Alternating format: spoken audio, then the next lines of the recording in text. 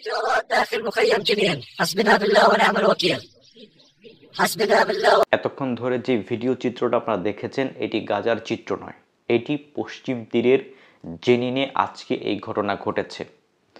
পশ্চিম তীরের জেনিন শহরে আজকে 20টা বিল্ডিংকে দখলদাররা ধসিয়ে দিয়েছে এবং সেখানে 100 পরিবার, অন্তত পক্ষে 100 পরিবার ক্ষতিগ্রস্ত হয়েছে, এটাই জানিয়েছে সেখানকার মিডিয়া।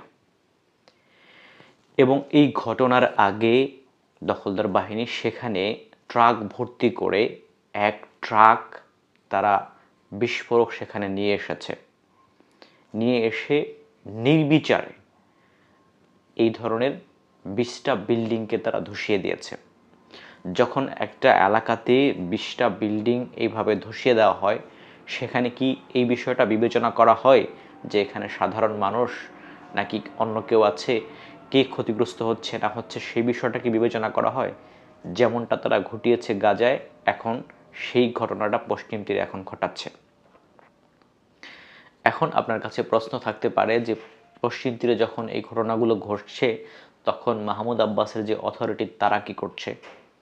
মাহমুদ আব্বাস এই মুহূর্তে এই সব ঘটনায় সে মজা নিচ্ছে কারণ হচ্ছে এই যে জেনিন রিফিউজি ক্যাম্প বা এই জেনিনের আশপাশের যে এরিয়া, এই এরিয়াগুলো মাহমুদ আব্বাসের নিয়ন্ত্রণাধীন না, এইগুলো দখলদারদের নিয়ন্ত্রণে রয়েছে, এইসব জায়গাতে তাদের আনাগোনা রয়েছে এবং এখানে স্বাধীনতাকামী যে সংগঠনগুলো রয়েছে তাদের উপস্থিতি রয়েছে। এই কারণে মাহমুদ আব্বাস নিজে দখলদার বাহিনীর সাথে মিলে এই ঘটনাগুলো ঘটাচ্ছে, তার বাহিনী ওদের সাথে মিলেমিশে এই কাজগুলো করছে।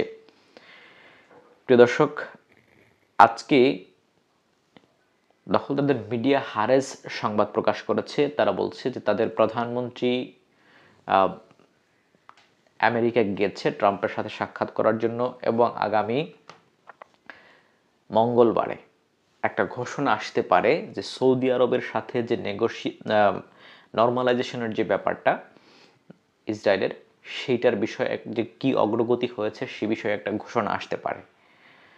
এবং এর আগে ট্রাম্প প্রশাসনের পক্ষ থেকে বলা হয়েছিল যে নর্মালাইজেশনের যে ব্যাপারটা সেটা খুব ক্লোজ হয়েছে, সৌদি এই বিষয়টাতে খুব এই মানে অগ্রগতি হয়েছে এই বিষয়টাতে, এমনটাই ইঙ্গিত দিয়েছিল ট্রাম্প প্রশাসনের পক্ষ থেকে।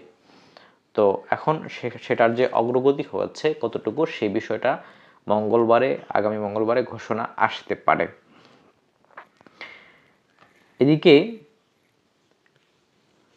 দখলদারদের অর্থমন্ত্রী স্মোট্রিচ নেতানিয়াহুকে বলেছে যে আমরা